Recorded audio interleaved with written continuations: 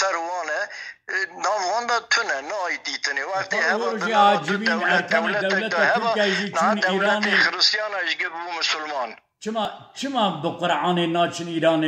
ترکیه و ایران و عرب و تبه بدی زمان ده به حق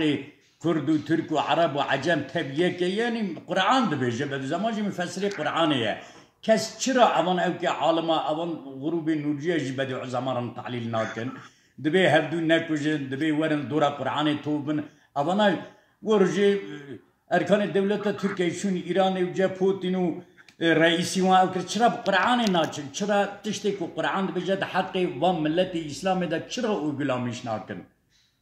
او خواهی مینا دیدر مسلمان چرا میگه ملخی آزادی بده که اول که من هبو جمرات گو بری او زمان حضرت داری وقتی که نفع او چه فارتای شش هفت حبجی تقیوی هبونه به هفرا چونه ویداری گریانه خانی که نیتنه دو رو سه رو بنی دارا دامانه رو که مزاکنه خانی که به باخچه هیه چونه خانی خواهی خانی دیتنه خواهی خانی را گوتنه اشته هوا بری او زمانه خانی بدوی گوتیه ایوار میجامه رو وره نفته بهره از خانی بدم و دبه ایوار تر میجامه رو میزد کن برید به والا از نادم دبه چما تو نای دبه نظام یا کرده و به عجیمه که کرده خلقی بتلیسی کرده از خانی خنادمی میره تزارتی حوال خورد بی حوال بی کرد شخای آنشی دوی تبگوتا بری آزمان کرد نینه ترکمنه تبگوتا ترکمنه تدای سبا نیورو تره جامی دیسا او صوفیا خواهدیوی نده دونم عردیوی باخشیوی هیا خانوی ناف ده هیا اوید که حجی سلام علیکمی سلام لحد برزکن دوی حجی هم هاتن تو مفتا خانی بدیم دوی از نادم دوی حجی تو غلطی بری آزمان هر نقدر بشلیسی به ترکمنه کردین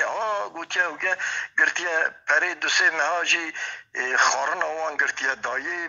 اوجی گوتیا سالا کی اجوا اوج ناستینم کریج ناستینم دبا تر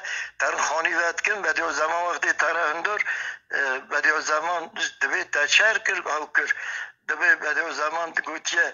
و چرک و بی خانی مفتاوی آنیات امکت می گوتی والا حال مسئله ها مجرا گوت ترکمن لوما گرتا دبی و چایی بده و زمان سر خود برجیر دکه هنه که ده پونوچه دشرمیش دبی سر خود بلند که دبی والا ام گشته کشی لقارشی حادثه شیخ سعید افندی ام گشی محسولون میده که چما